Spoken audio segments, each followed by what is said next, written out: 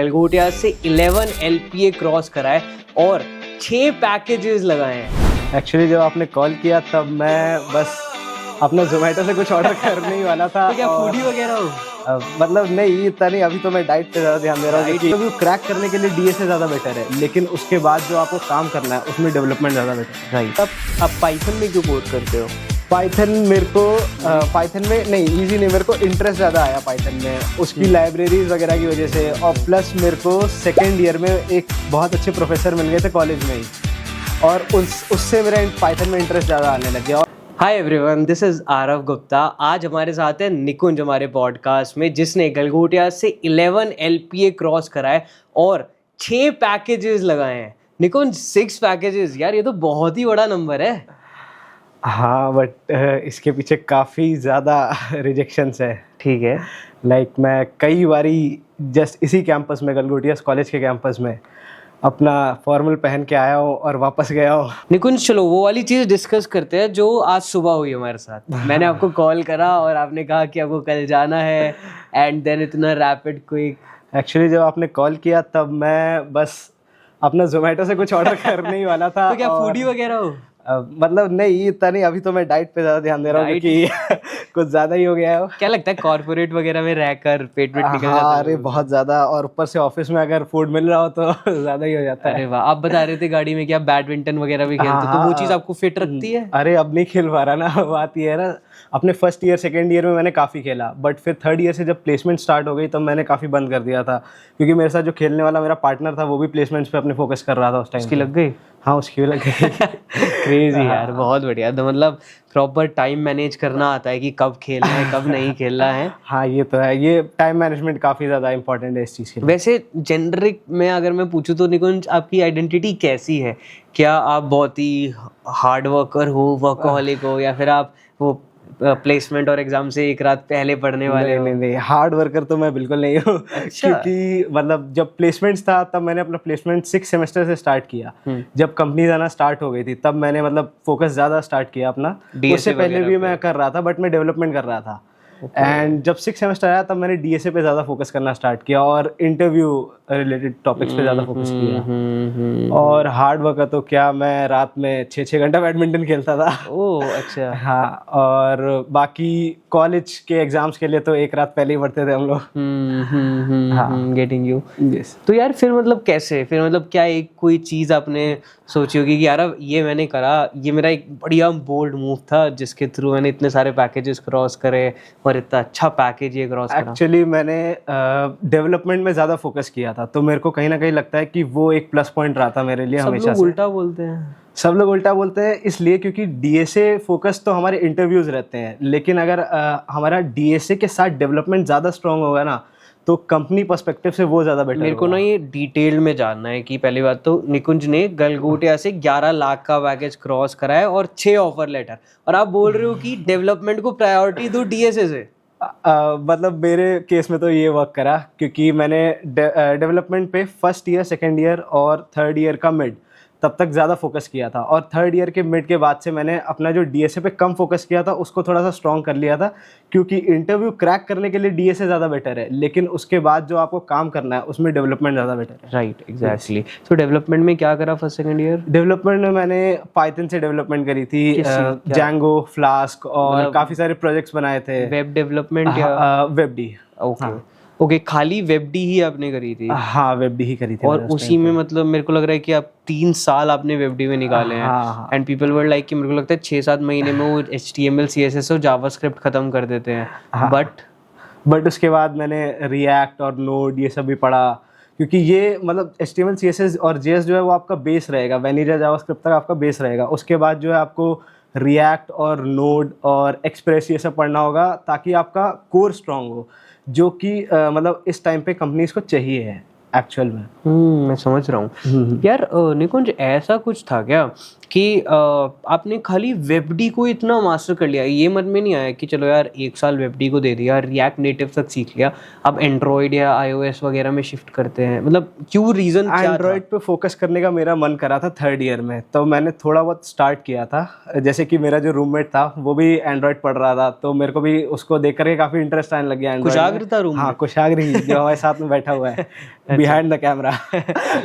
और मतलब मैंने एंड्रॉयड उसको देखा और मैंने स्टार्ट करने का सोचा, बट तब तक हमारा प्लेसमेंट स्टार्ट हो गया। तो मैंने फिर उसके बाद डीएसए पे ज़्यादा फोकस करा। डीएसए, एसक्यूएल हो गया, नेटवर्किंग हो गया, ये सब ज़्यादा पढ़ा, कोर कंसेप्ट्स वगैरह। हाँ, बट इसकी वजह से ये जो रिसीडिंग एयरलाइन है ये इसकी वजह से नहीं गई है। रिसीडिंग एयरलाइन मतलब? रिसीडिंग एयरलाइन मतलब कि ये जो बाल कम हो रहे हैं मेरे। अच्छा। ये कैसे हो रहे हैं भाई? अरे यार लास्ट टाइम ना वरुण आया था, वरुण जब गाड़ी में बात कर रहे थे, सेम कि भाई बाल का हो रहे हैं गुड़गांव के पानी से। उसने गुड़गांव का पानी नहीं, ये नोएडा का है जो है। हाँ, गुड़गांव तो काफी अच्छा है। मैंने भी यही कहा कि भाई गुड़गांव के पानी से आपके बाल कैसे खराब हो गए? नहीं, गुड़गांव में तो जाकर के अब थोड़ा ठीक हो रहा है, बाकी नोएडा का तो नहीं अच्छा है इतना। लोगों को लगता है स्ट्रेस की वजह से। कितना टाइम हो गया अभी आपको कॉम कंपनी में मतलब काम करते हुए? मेरे को अभी जिस कंपनी में मैं करंटली हूँ उसमें मेरे को अभी सिर्फ 2 मंथ्स हुए हैं। कैसा एक्सपीरियंस है? अभी तो काफी अच्छा है। अभी जस्ट हम लोग उस कंपनी की तरफ से पुणे से वापस आए हैं। 1 महीना हम लोग पुणे ट्रेनिंग में थे और काफी सही था वहाँ। क्या करती है कंपनी है? क्या नाम है? सर्विस बेस्ड कंपनी है, थॉटवर्क्स अच्छा। टेक्नोलॉजीज। हाँ, मतलब किस टाइप की सर्विस? किस लाइक जैसे मान लो आपके जो क्लाइंट्स है, जैसे HDFC हो गया, जितने भी बैंक है बड़े बड़े, एमिरेट्स डेवलपमेंट बैंक हो गया, ठीक है, तो ये सब इनके क्लाइंट्स है। इनके लिए इनका पूरा डेटा मैनेज करना, इनकी जो वेबसाइट रहती है उन सबको रन करना, मैनेज करना, ये सब काम है इनका। और मतलब काफ़ी बड़े बड़े क्लाइंट्स है, like Siemens. Siemens the client है। वाह यार। तो आपका as a software developer role है वहाँ पे। अब जैसे मैं ये बात करता हूँ कुछ ना थोड़ा आज अलग कॉन्टेक्स्ट में करते हैं बात, कि कंपनी की वर्किंग्स में क्या क्या आप कर रहे हो अभी। मतलब चलो कॉलेज और उसमें तो हमें पता है डीएसए एंड डेवलपमेंट वगैरह करी, अब उसके बाद अब क्या चल रहा है अब पढ़ाई में? एक्चुअली अभी तो सर्विस बेस्ड कंपनी है, तो सर्विस बेस्ड कंपनी के अंदर आपको जॉब के अंदर जॉब ढूंढनी पड़ जाती है। अच्छा। कि जैसे मान लीजिए अगर आप सर्विस बेस्ड कंपनी में आ गए हो तो अब उसके बाद आपको उसमें भी प्रोजेक्ट्स असाइन होंगे आपके स्किल सेट के बेसिस पे। तो अभी तो जस्ट हम लोग पुणे से आए हैं, तो अभी हम लोग अपना सर्टिफिकेशन पे ज़्यादा फोकस कर रहे हैं, जो कि कंपनी की तरफ से ही है। ठीक है। कि वो हमें मतलब कह रहे हैं कि प्रमोट कर रहे हैं कि आप लोग सर्टिफिकेशंस करो, जैसे गूगल क्लाउड का हो गया, गूगल जेनरेटिव AI लीडर हो गया, तो ये सब सर्टिफिकेशंस पे हमें फोकस करा रहे हैं। और बाकी अराउंड इस मंथ के लास्ट तक हम लोगों को भी किसी ना किसी प्रोजेक्ट में स्टाफ कर देंगे। लेकिन अगर मैं आपको एक्चुअल कंपनी का बताऊं, जो कि मेरा लास्ट एक्सपीरियंस था, वो भी ईगल गोटियास की तरफ से ही था, फील्ड असिस्ट। तो उसमें वो प्रोडक्ट बेस्ड कंपनी है, तो प्रोडक्ट बेस्ड कंपनी के अंदर आपको नीड के हिसाब से ही हायरिंग होती है। तो अब उसमें हमें हायर कर लिया था, तो मेरे को एक पॉड असाइन हुआ था उस कंपनी का ही, तो उसमें मैं एज अ QA था, क्वालिटी एनालिस्ट। तो वहाँ पे जैसे कोई भी कुछ भी डेवलपमेंट होती थी, कोई भी नया फीचर वो डेवलप कर रहे हैं उस पॉड के अंदर, उस टीम के अंदर, तो मेरे को उस फीचर की टेस्टिंग करनी होती थी और उसके टेस्ट केसेस बनाने होते थे। मैनुअल टेस्टिंग होती थी, API टेस्टिंग होती थी और ऑटोमेशन टेस्टिंग भी थोड़ी बहुत होती थी। सेलेनियम वो पहले यूज़ करते थे, बट मैं उसी कंपनी में खुद से भी यूज़ करने लग गया था अपना काम आसान करने के लिए। मतलब बहुत सारे एक्सपीरियंसेस हैं ना उन 6 पैकेज के। मतलब तो यार आपने मेरे को लगता है कि 2025 में गलगोटिया से 6 पैकेज क्रॉस करे हैं, जो सबसे ज़्यादा है अभी तक। इससे ज़्यादा और किसी ने पैकेज नहीं मारे ना। अब ये तो मेरे को इतना आइडिया नहीं है, क्योंकि मेरी जब जॉब स्टार्ट हो गई तो उसके बाद मैंने मेल्स पे कम फोकस कर दिया। अच्छा, जो टॉप परफॉर्मर का एक मेल आया था जिसमें आपका नाम था, तो यार मेरे को ना हर एक पैकेज को डिकोड करो कि कौन सी कंपनी में था और कब लगा था। सबसे पहले हुआ क्या था कि अब जैसे मेरा फ्रेंड है, उसकी EY में लग गई थी, तो अब मैं काफी ज्यादा स्ट्रेस हो रहा था कि अब मेरी अभी तक नहीं लगी है और मैं भी जा रहा हूँ गलगोटिया कॉलेज बार बार ही देने के लिए और आ रहा हूँ, बट हो नहीं रहा है। लेकिन फिर उसके बाद फाइनली एक कंपनी में लगी थी जो थी कैडेरा इन्फोटेक। ये भी एक स्टार्टअप था, एडटेक स्टार्टअप। उसमें मेरी लगी थी अराउंड 4.5 का था कुछ। तो वो फर्स्ट था? हाँ, वो फर्स्ट था मेरा। फिर उसके बाद मैंने दिया था क्वालटेक कम्युनिकेशन करके एक कंपनी थी, उसका मेरा आया था, उसमें बॉन्ड था, तो मैंने वो साइन अप नहीं किया था। कितना था वो पैकेज? उसका कम का था, उसका 4 का ही था कुछ। ठीक है। और उसके बाद जो फील्ड असिस्ट है उसका मेरे को आ गया था, और फील्ड असिस्ट का क्वालटेक से हल्का सा पहले ही आ गया था। अच्छा, तो 3 हो गए। हाँ, 3 हो गए ये। फिर उसके बाद फील्ड असिस्ट मैंने ज्वाइन कर ली थी। फील्ड असिस्ट ज्वाइन करते हुए मेरे को आया था हरमन से। हरमन जो स्पीकर्स वगैरह की कंपनी है, जो सैमसंग जिसकी पेरेंट कंपनी है, ठीक है, तो उसकी तरफ से आया था 5 का। तो मैंने सोचा था कि वो ग्रैब कर लूँगा, क्योंकि मेरे को फील्ड असिस्ट में एज अ QA था और मेरे को डेव की तरफ शिफ्ट होना था। तो साइमल्टेनियसली 2 ऑफर थे मेरे पास उस टाइम पे। एक तो था मेरे पास हरमन का और एक था मेरे पास कैप जेमिनाई का। अच्छा, अब ये 5वां कैप जेमिनाई 5वां हो गया। ओके, ठीक है। और जिस दिन और मैं अब ये 6th जो कर रहे हो आप, कौन सा है ये थॉटवर्क्स। ओके, तो जिस दिन मैं थॉटवर्क्स का इंटरव्यू देने के लिए आया था, उसी दिन मेरे पास आया था कि हरमन का आपका सिलेक्शन हो गया है। ओह नाइस, हाँ बहुत बढ़िया यार। मतलब तो आपने फील्ड वर्क ज्वाइन क्यों ही करी थी, हरमन क्यों नहीं करी? Field assist. फील्ड असिस्ट, हाँ। फील्ड असिस्ट हरमन से पहले आई थी और मेरे को फील्ड असिस्ट में अराउंड 3 मंथ्स हो गए थे जब मेरे को हरमन का तो ऑफर आया था। कैसा एक्सपीरियंस रहा वहाँ? फील्ड असिस्ट में भी काफी अच्छा एक्सपीरियंस था, काफी अच्छी टीम थी। हाँ, मतलब क्या क्या रोल होता है वैसे क्वालिटी एनालिस्ट का? क्वालिटी एनालिस्ट का रोल रहता है कि आपको टेस्ट केसेस बिल्ड करने हैं। मेरे को एग्जांपल से समझाओ। एग्जांपल से आप सपोज करो कि एक नया वेब पेज बनाया, ठीक है, एक वेबसाइट पहले से बनी हुई है, उसके अंदर उन्होंने एक नया वेब पेज बिल्ड किया। अब नया वेब पेज जो होगा उसके अंदर कुछ एपीआई यूज़ हो रही होंगी और कुछ उसका यूज़र इंटरफेस होगा जो कि बाकी से कंपैरेटिवली वैसा ही होगा जैसा बाकी वेब पेजेस का है। तो मेरे को बाकी वेब पेजेस को एनालाइज करना था कि उनकी फंक्शनैलिटी कैसी है और फिर उसके बाद उसको एनालाइज करना था कि वो वैसा ही बनाया या नहीं बनाया। और उसके अंदर अब कुछ बटन्स है जिनको हिट करने से एपीआई हिट होती है, तो मेरे को एपीआई टेस्टिंग करनी होगी पोस्टमैन पे और परफॉर्मेंस टेस्टिंग करनी होगी उस एपीआई की और टेस्ट केसेस लिखने होंगे कि मैं क्या क्या कर रहा हूँ। सॉर्टेड मतलब बग्स निकालने होंगे, बग्स निकालने होंगे। हाँ, बड़ी बड़ी कंपनीज में होता है। जैसे यार अभी तो हम अपना जो बनाते हैं कुछ भी, जैसे छोटा मोटा प्रोडक्ट मैंने बनाया तो हम तो यूजर्स को दे देते हैं, बीटा टेस्टिंग बोलते हैं ना जिसको, जिसमें एक ग्रुप में हमने 100 लोगों को ऐड करा है ना निकुंज, और उसमें लोगों से पूछे भाई बग्स बताओ डेली बेसिस पे, और हफ्ते भर में क्वालिटी क्यूए हो जाता है। आप जैसे रेडिट पे डाल दो। हाँ, और इवन मेरे को लगता है निकुंज आपकी कंपनी भी तो करवाती होगी बीटा टेस्टिंग या नहीं क्यूए के बाद? बीटा टेस्टिंग वो जनरली नहीं कराते हैं क्योंकि क्यूए टेस्टिंग काफी ज्यादा हाई लेवल पे हो जाता है। उनकी 3 प्लेटफॉर्म्स पे क्यूए टेस्टिंग होती है। एक जो डेवलपमेंट प्लेटफॉर्म है, जो डेवलपर उस टाइम पे बिल्ड कर रहा है, तो मेरे को उस प्लेटफॉर्म पे टेस्ट करना है। यार एक मिनट, सॉरी टू इंटरप्ट, क्या कोई ऐसा प्लेटफॉर्म भी एग्जिस्ट करता है जो मतलब क्वालिटी चेक करके देता है?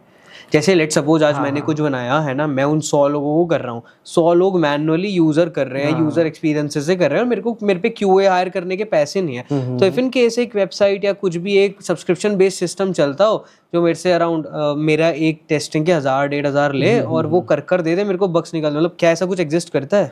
हाँ, एग्जिस्ट करता है। इस टाइम पे एआई कितना ज्यादा मतलब हाँ, स्पेसिफिक कुछ है क्या? मतलब कुछ स्पेसिफिकली मैं नाम नहीं लूंगा, आप सर्च कर लीजिएगा। लेकिन क्योंकि मुझे नाम याद नहीं है अभी। और बाकी हाँ, मतलब करता है। और आप खुद से भी बिल्ड कर सकते हो एआई का यूज करके, ओपन एआई की एपीआई की का यूज करके। अब तो जेमिनाई फ्री में एपीआई की देता है उसका। और एक और मैं आपको बताता हूँ, एक AI21 लैब्स है जिसकी 11 लैब्स आपने सुना होगा। वो आपका स्पीच टू टेक्स्ट कन्वर्टर है। बट जो आपका ये AI21 लैब्स है ना, ये बिल्कुल ChatGPT जैसा ही है और ये आपको फ्री में एपीआई की प्रोवाइड करता है। अप टू $10 तक की इसमें रहती है लिमिट। गेटिंग। तो यार आपने कुछ एआई टूल्स वगैरह में भी मतलब इंटरेस्टेड रहते हो? पाइथन में मेरा इंटरेस्ट था ना, तो मेरे को ऑटोमेशन ज्यादा पसंद था। मैं फर्स्ट ईयर से ही काफी ज्यादा ऑटोमेशन में था। मतलब कोई भी एक सिंपल टास्क है उसको ऑटोमेट करना। मैं आपको एक फन फैक्ट बताता हूँ कि मेरे को जब मैंने फील्ड असिस्ट ज्वाइन करी थी तो उन्होंने मेरे को कम से कम 25 वीडियोस दे दी थी कि इससे हमारा प्रोडक्ट समझिए आप। और उसके बाद उसकी हर एक वीडियो की एक समरी क्रिएट करिए।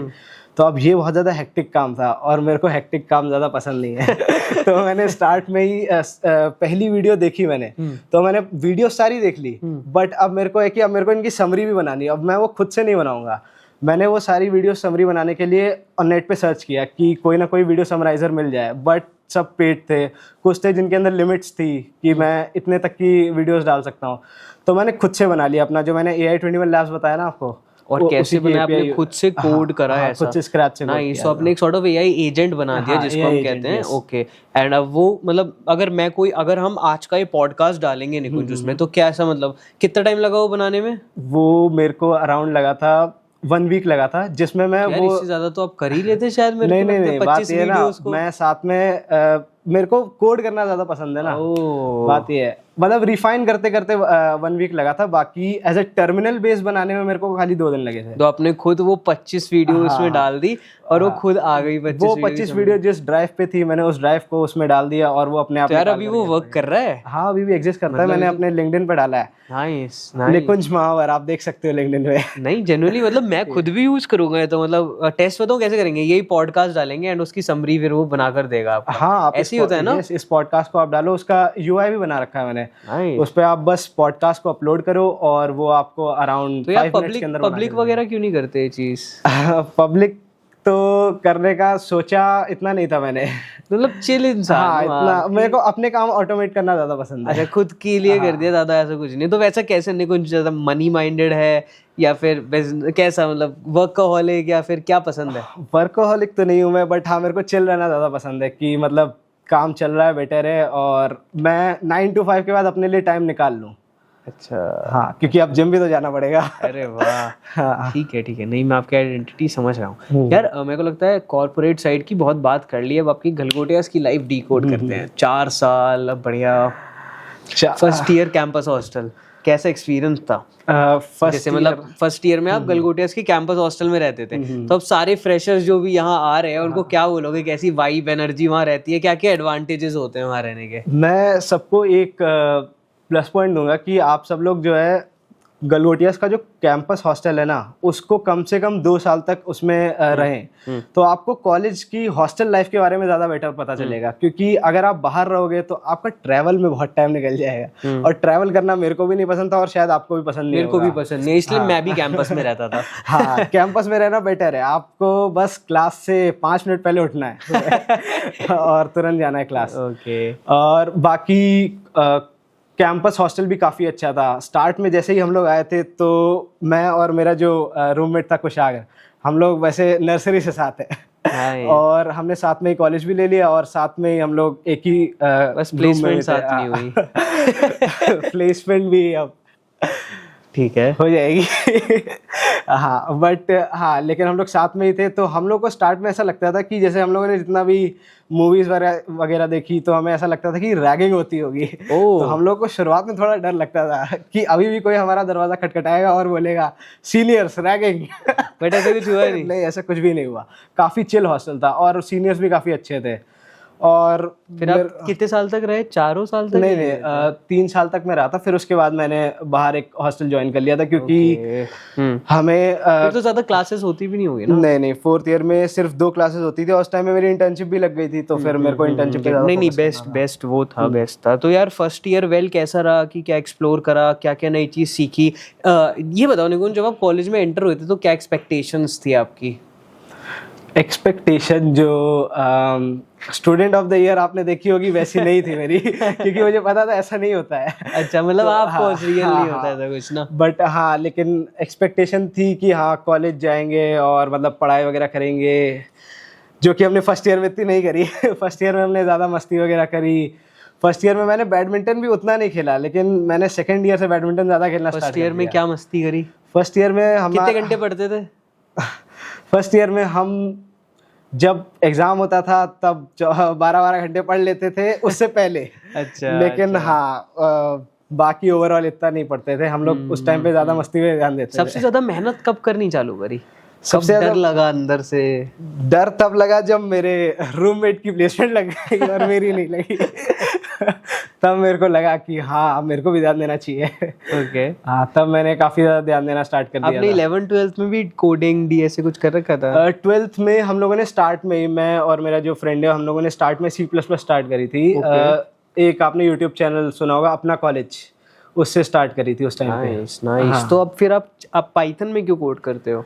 पाइथन मेरे को पाइथन में नहीं, इजी नहीं, मेरे को इंटरेस्ट ज़्यादा आया पाइथन में उसकी लाइब्रेरीज वगैरह की वजह से। और प्लस मेरे को सेकेंड ईयर में एक बहुत अच्छे प्रोफेसर मिल गए थे कॉलेज में ही, और उससे मेरा पाइथन में इंटरेस्ट ज़्यादा आने लग गया और फिर तभी से मैंने डीएसए स्टार्ट करी थी पाइथन से। ओके कि मैंने मतलब उस टाइम पे यार पाइथन से डीएसए करने के कौन से रिसोर्सेज हैं यूट्यूब पे? पाइथन से डीएसए करने के बहुत रिसोर्सेज नहीं है यूट्यूब पे, क्योंकि मैंने भी सर्च किए और नहीं मिले। ये स्ट्राइवर है C++ के लिए, कुणाल कुशवाहा उसके लिए, जावा वगैरह के लिए। हाँ मैंने एक प्लेटफॉर्म पे स्टार्ट किया था, नीट कोड। ये मेरे एक फ्रेंड ने रिकमेंड किया था।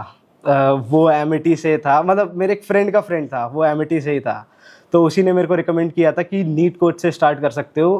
और नीट कोड के वैसे तो page, NeetCode yes, NEET NeetCode, yes. ये यूट्यूब है या फिर यूट्यूब पे इसका चैनल भी है, और बट यूट्यूब पे इसकी पाइथन की आपको प्लेलिस्ट नहीं मिलेगी, ये आपकी पेड आपको मिलेगी। और जैसा कि आपको पता है, एक इंजीनियर कभी खरीदता नहीं है तो आप समझ सकते हो कि कहाँ से निकाला मैंने। तो कहाँ से, टॉरेंट या टेलीग्राम वगैरह? हाँ टेलीग्राम से। ओके। तो मैंने उसी से ही पूरा किया था। और हाँ, एक चीज़ और कि जैसे अगर आप पाइथन से डीएसए करते हो तो आप लाइब्रेरीज का यूज़ मत करो। आप जैसे C++ में होता है ना, एकदम बेसिक से स्टार्ट करते हो, वैसे ही पाइथन में भी करो। कभी भी लाइब्रेरीज का यूज मत करो जब आप एज अ इनिशियल पीरियड पे अपने, कि वरना गंदी आदत लग जाती है। हाँ, अरे बहुत गंदी आदत लग जाती है। खुद सब इनबिल्ड करो स्टार्टिंग हाँ, सब इनबिल्ड करो। कितने घंटे पढ़ाई करते थे? कुछ है स्पेसिफिक या ऐसे? स्पेसिफिक कभी नहीं है, वो नीड के हिसाब से होता है। इट डिपेंड्स ऑलवेज कि नीड की प्लेसमेंट है तो कर लिया। ऐसा नहीं लगता था यार निकुंज की फर्स्ट ईयर में, जब यार सब लोग सेकंड ईयर तक, जब पीपल वर लाइक कि डीएसए करना है प्लेसमेंट के लिए एंड आप डेवलपमेंट कर रहे थे, मतलब ऐसा सोच में नहीं आया कि मैं कुछ गलत कर रहा हूँ और कुछ गलत पाथ पे हूँ मैं? मेरे को थोड़ा थोड़ा लगता था कि मेरे जो बाकी बैचमेट्स हैं वो सब डीएसए पे ज़्यादा फोकस कर रहे हैं और मेरे को डेवलपमेंट में, लेकिन मेरे को डेवलपमेंट में मज़ा आता था और मैं हमेशा वही करता हूँ जो मेरे को मज़ा आता है। ओके, आप प्रेशराइज नहीं लेते कि जो मज़ा आ रहा है कोड में, अगर मैं वही कर रहा हूँ, बैडमिंटन में मज़ा आ रहा है वही कर रहे हो आप, और इंस्टेड ऑफ एकेडमिक्स बैडमिंटन चलती है आपके बस, है ना? तो गुड़गांव की लाइफ कैसी चल रही है अभी तो गुड़गांव में क्या क्या एक्सपीरियंस कर रहे हो? बैडमिंटन खेलने को नहीं मिल रहा? अभी तो नहीं मिल रहा क्योंकि मेरे पास पार्टनर नहीं है। अरे यार, ऐसे करते हैं आज ही चलते हैं बैडमिंटन खेलने। अरे बिल्कुल, मेरे हॉस्टल के पास में एक कोर्ट है। अच्छा, तो यही ग्रेटर नोएडा में ही? नहीं, गुड़गांव में। अरे वाह, के पास में। नहीं, वहां तक नहीं जा रहा। आप मेरे को ड्रॉप भी कर दो। बढ़िया निकुंज, बढ़िया यार। मेरे को यार थोड़ा सा इंटरव्यू प्रोसेस के बारे में बताओ। कुछ गाड़ी में कहते 20-25 इंटरव्यूज दिए थे आप? हाँ, मतलब इंटरव्यूज तो काफी देने चाहिए और स्टार्ट में मॉक इंटरव्यूज भी देने चाहिए, जो मैंने नहीं दिया, बट लेकिन मेरे को लगा कि मेरे को देना चाहिए था। तो मेरा जितना मैंने 20-25 दिए, हो सकता था मेरे को और कम देने पड़ते। अच्छा, हाँ। ओके, अगर आप मॉक दे देते तो? हाँ, मॉक इंटरव्यूज देना काफ़ी ज़रूरी होता है, जो कि गलगोटियास कराता भी है। गलगोटियास में काफ़ी ऐसे फैकल्टीज आपको मिल जाएंगे जो आपका मॉक इंटरव्यू ले लेंगे। क्या होता है मॉक? मतलब चलो, let me be a very childish person, मेरे को नहीं पता मॉक, तो मेरे साथ मॉक लो आप, पूछो। तो मान लो अगर आपने एक अपना कोडिंग का राउंड क्लियर कर लिया है, तो अब आपका आता है टेक्निकल इंटरव्यू राउंड, जो कि कंपनी का ही कोई बंदा होगा जो आपका इंटरव्यू लेगा उस टाइम पे। तो मॉक इंटरव्यूज़ क्या होते हैं कि आपको जो सामने वाला क्वेश्चन पूछने वाला है उसी की प्रिपरेशन कराना, कि जैसे मान लो वो कुछ क्वेश्चंस पूछेंगे तो आप उस टाइम पे नर्वस हो जाओगे, तो वो आपकी नर्वसनेस खत्म करने के लिए मॉक इंटरव्यूज होते हैं। समझ रहा हूँ। तो आपने वो नहीं करे थे एंड यू फेल्ट कि अगर आप वो कर लेते तो जो आपने 20-25 इंटरव्यूज दिए, हाँ, वो उससे कम हो जाता। उससे कम देने पड़ जाते हैं। समझ रहा हूँ। इंटरव्यूज, पहला इंटरव्यू कौन सा था? कौन सी कंपनी में, कैसा लगा? पहला इंटरव्यू मेरा था एक कंपनी थी, नाम नहीं याद आ रहा। अच्छा, फोर काइट्स याद आ गया। हाँ, उसमें मैं मेरा सबसे पहले कोडिंग राउंड हुआ था। कोडिंग राउंड में क्लियर हो गया था कोडिंग राउंड। उसके बाद इंटरव्यू राउंड हुआ। पहला इंटरव्यू राउंड क्लियर हो गया और उसमें होते हैं असल में 3 technical interview round, T1, T2, T3, और T2 में मैं बाहर हो गया था। और मेरा एक फ्रेंड है जो T3 में बाहर हो गया था।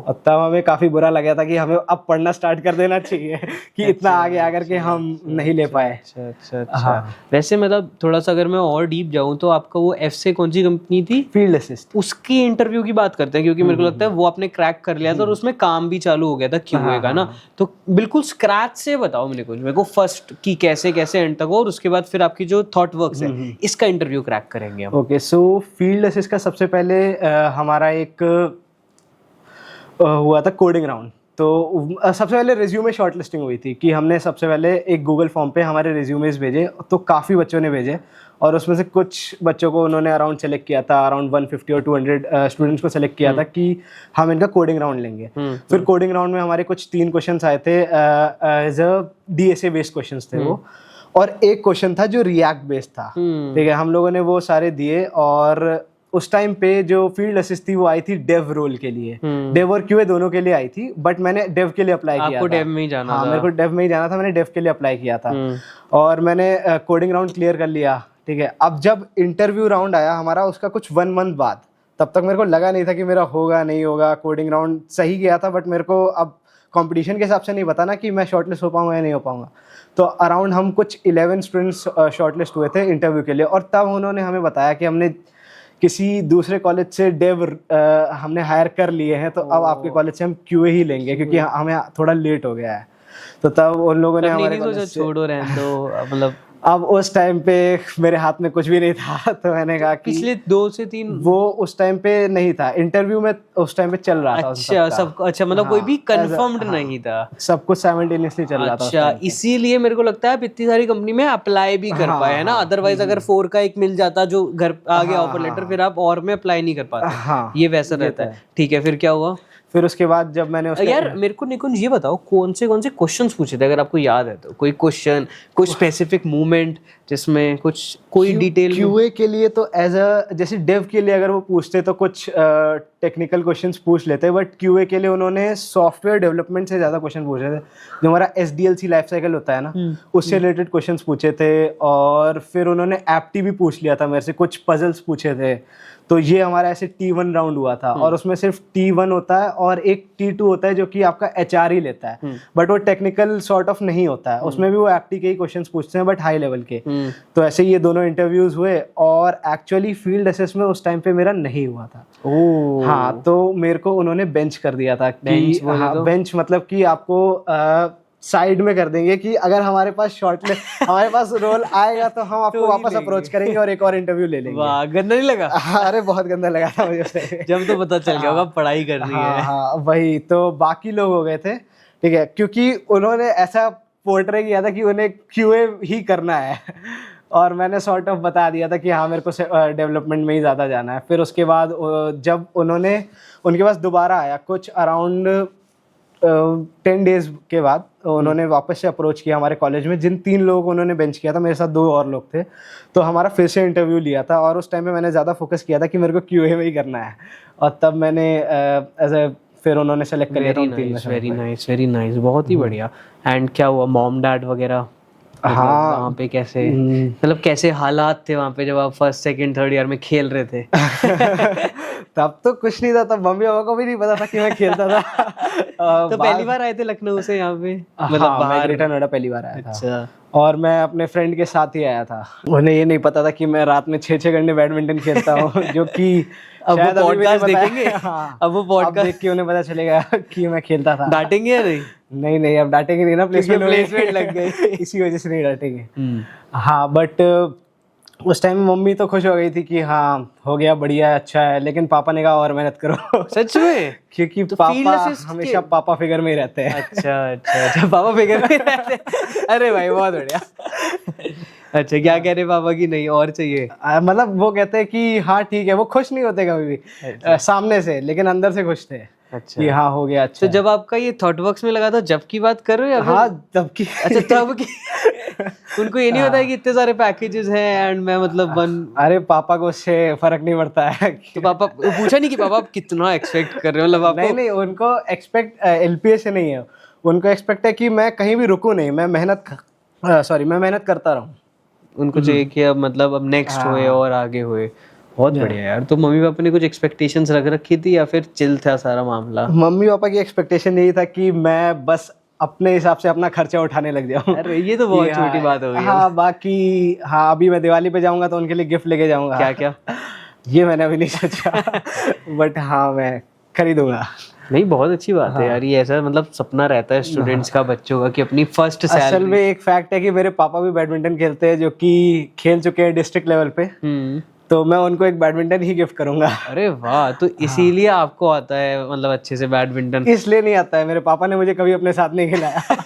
बट हाँ मैं मतलब फिर भी जेनेटिक्स में है। अच्छा मतलब वाइव, अच्छा खेले नहीं कभी आप दोनों? हाँ कौन नहीं सा बहुत कम। योनिक्स, जब मैं खेलता था योनिक्स वगैरह के ब्रांड्स चलते थे बैडमिंटन में, कौन सा बेस्ट होता है? अभी मसल पावर मेरे को Muscle पर्सनली मसल पावर बहुत अच्छा लगता है। मैं मसल पावर 28 यूज करता हूँ। ओके ओके, तो पापा के लिए वो और मॉम के लिए? नहीं नहीं उनके लिए वो नहीं, उनके लिए और अच्छा देखूंगा। वो वैसे पापा का यूज ही है मसल पावर जो मैं यूज करता हूँ। अच्छा अच्छा, समझ रहा हूँ समझ रहा हूँ। और कोई सिबलिंग वगैरह भी है या हाँ कैसे? मेरी एक छोटी बहन है। एंड वो क्या कर रही है? वो अभी 12th में। ओके, एंड उसका क्या सोचा है, बीटेक की? नहीं नहीं वो सीए सोच रही है, बट हाँ देखते हैं। तो अब तो मतलब आप बड़े हो गए, घर के जो प्लेसमेंट लग गया, तो अब प्रॉपर गाइड करोगे उसको? वो मेरी गाइडेंस चाहती नहीं है। उसे खुद से देखना है। अच्छा तो अच्छी बात है। ठीक है यार निकुंज, हम ना आपकी जो अभी करंट वाली कंपनी है उसका एक बार इंटरव्यू प्रोसेस डिटेल में डिस्कस करते हैं, सिनेरियोस, क्वेश्चंस, सब कुछ। ओके तो इसमें स्टार्ट में जब हम लोगों ने यहाँ पे कोडिंग राउंड के लिए आया, तो सबसे पहले इसका कोडिंग राउंड ऑनलाइन नहीं हुआ था, हमें जीसीटी के कैंपस में आकर के ही देना था। और उस टाइम पे उसमें 3 क्वेश्चंस आए थे और वो तीनों क्वेश्चंस काफ़ी ज़्यादा क्वर्की लगे मेरे को। कितने बच्चे थे टोटल? उस टाइम पे देने के लिए अराउंड 200 होंगे। हाँ वो कोडिंग गूगल फॉर्म के बाद कोडिंग राउंड में कोडिंग राउंड के 200 लिए बच्चे थे? और कोडिंग राउंड देने के लिए अराउंड इतने लोग थे। और फिर उसके बाद जो कोडिंग राउंड था वो मेरे को काफ़ी क्वर्की लगा था, क्योंकि उसमें काफ़ी अच्छे अच्छे क्वेश्चंस थे ऊप्स के। सिर्फ ऊप्स के ही क्वेश्चन थे उसमें, 3 ऊप्स के क्वेश्चन थे। और वो ऐसे नहीं थे कि वो लिखे हुए हैं, वो मतलब एज अ समझ लो, मैं एक एग्जांपल देता हूँ कि वहाँ पे कुछ रोबोट्स के पिक्चर बने हुए थे और वो रोबोट्स आपस में एक दूसरे से बात कर रहे हैं और वो एक दूसरे से कुछ पूछ रहे हैं और मेरे को उसके बेसिस पे कुछ डेवलप करना था उसमें। तो इस तरीके से क्वेश्चंस थे ऊप्स के, ठीक है। और जब ये राउंड क्लियर हुआ, एक्चुअली मेरे को लगा नहीं था कि मेरा ये राउंड क्लियर हो जाएगा। और उस टाइम में मैं फील्ड असिस्ट में जॉब कर भी रहा था, तो मैं वापस गुड़गांव चला गया था ग्रेटर नोएडा से। और फिर मेरे को एकदम से कॉल आया कि आपका इंटरव्यू के लिए हो गया है, आपको आना पड़ेगा। और जो कि मैं नहीं आने वाला था अगले दिन, जो कि मैं नहीं आने वाला था, लेकिन मेरे को थी। हाँ क्योंकि मेरे को ऑफिस जाना था, फील्ड असिस्ट में ही मेरे को ऑफिस जाना था। बट उन्होंने बोला कि नहीं नहीं आपको आना पड़ेगा, जो कि मेरे को काफ़ी अच्छा लगा कि वो मेरे को प्रमोट कर रहे हैं आने के लिए। और फिर मैंने डिसाइड किया कि मैं आऊँगा और दूंगा। तो मैं अगले दिन आया और मैंने दिया।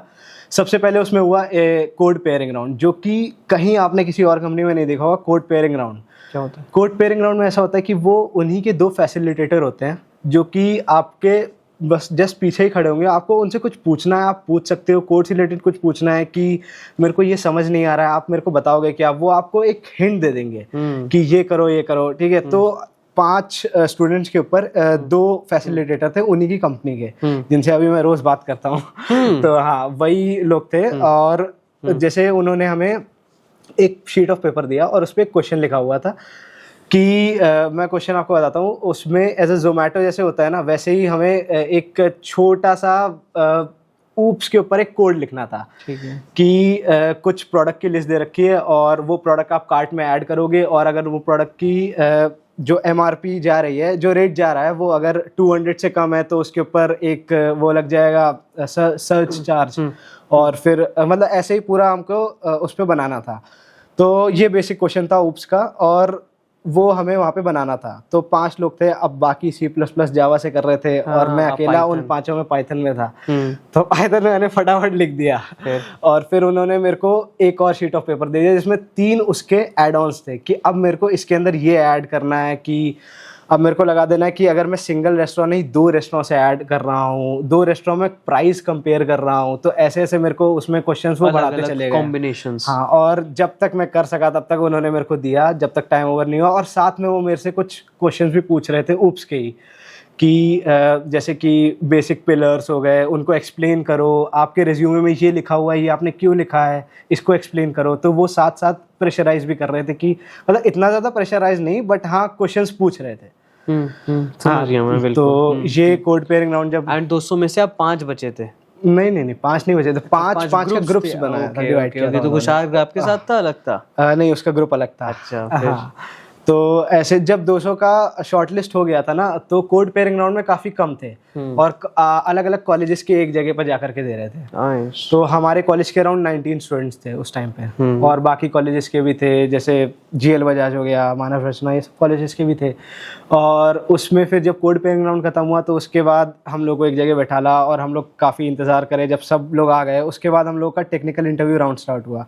और उसके अंदर अराउंड वो राउंड था 50 मिनट्स का था, कुछ का 1 1 आवर चला था, 1 आवर मैक्सिमम था, तो मेरा अराउंड 45 to 50 मिनट चला था। और उसमें उन्होंने मेरे से स्टार्ट किया क्वेश्चन पूछना, एक बेसिक एप्टीट्यूड का क्वेश्चन तो मेरे को इस टाइम पे याद नहीं है, बट हाँ बेसिक एप्टीट्यूड का क्वेश्चन से स्टार्ट किया। फिर उन्होंने एक कोडिंग का क्वेश्चन पूछा जो ट्रैवलिंग सेल्समैन प्रॉब्लम के ऊपर था, जो कि मैंने सबसे पहले उनको एक बेसिक अप्रोच बताई, और फिर उन्होंने पूछा कि आपको अब इसको ऑप्टिमाइज़ करना है तो कैसे करोगे, तो मैंने एक ऑप्टिमाइजेशन का अप्रोच बताया। फिर उसके बाद उन्होंने पूछा कि नेटवर्किंग का क्वेश्चन पूछा, वो बताया। फिर उन्होंने मेरे को DBMS पे शिफ्ट किया। अब DBMS पे उन्होंने मेरे को एक शीट दे दी और उस पर कुछ टेबल्स बना दी, और फिर मेरे से क्वेरीज पूछने लग गए, जॉइंस की क्वेरीज पूछने लग गए, ये सब क्वेरीज पूछी। फिर उसके बाद मेरे को अब आया हमारे रिज्यूमे के ऊपर कि उन्होंने अब मेरा रिज्यूमे अपने हाथ में लिया, और अब उससे क्वेश्चन पूछना स्टार्ट किया कि मैंने अपने रिज्यूमे में क्या क्या लिख रखा है। जैसे मैंने कोई प्रोजेक्ट लिखा है, तो अब उन्होंने मेरे को बोला कि इस प्रोजेक्ट को एक्सप्लेन करो, तो मैंने उस प्रोजेक्ट को एक्सप्लेन करना स्टार्ट किया। जैसे मेरा एक प्रोजेक्ट था जो मैं बताता हूँ, AI PPT जनरेटर एक प्रोजेक्ट था। अच्छा, जैसे खुद ही जैसे गामा है कुछ ऐसा? जैसे कि गामा है, बट वो मैंने मेडिकल नीश के लिए बनाया था कि जैसे मेडिकल के लिए काफी अच्छी वो PPT जनरेट करके देगा। तो उन्होंने मेरे से उसकी पूरी पाइपलाइन एक्सप्लेन करने को बोली, क्या कौन सा आर्किटेक्चर यूज किया मैंने उसके अंदर, ये सब पूछ लिया। और उसके अंदर मैंने कौन सी क्वेरीज यूज करी होंगी, क्या मेरा कोड बेस रहा था, तो ये पूरा मेरे को पूछा। और कहीं ना कहीं मेरे को लगता है कि मेरे डेवलपमेंट की वजह से ही उन्होंने चूज किया। ओके समझ रहा हूँ। हाँ, और बस फिर उसके बाद आखिरी में हमारे HR राउंड हुआ, और HR राउंड में उन्होंने बेसिक में से कुछ डाइवर्सिटी के क्वेश्चंस पूछे। जैसे कि अगर मान लीजिए आपके पास जेंडर न्यूट्रल अगर होंगे तो आप उन्हें कैसे ट्रीट करोगे। जेंडर न्यूट्रल के लिए काफ़ी जनरलाइज आंसर था मेरा कि हाँ, और ऑब्वियसली होना भी चाहिए कि जेंडर न्यूट्रल को हमें एकदम इक्वालिटी से ट्रीट करना चाहिए, और वो भी ह्यूमन ही है हमारी तरह। तो इसी तरीके से उन्होंने मेरे से पूरा इसी पे बेस्ड रहा था मेरा। HR राउंड की नीड क्या होती है वैसे?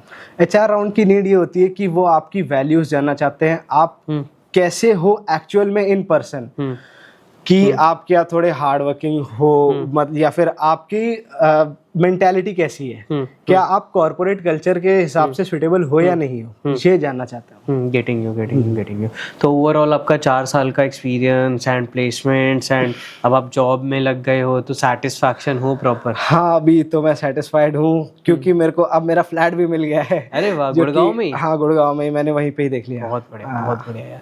ठीक है निकुंज, ऑल द वेरी बेस्ट। बहुत अच्छा लगा आपके साथ पॉडकास्ट कर प्रॉपर इतनी बारिश में आकर। अरे आप लेने आ गए। ऑल द वेरी बेस्ट यार निकुंज। ठीक है, ओके, गुड़गांव चलते हैं साथ में। Bye guys.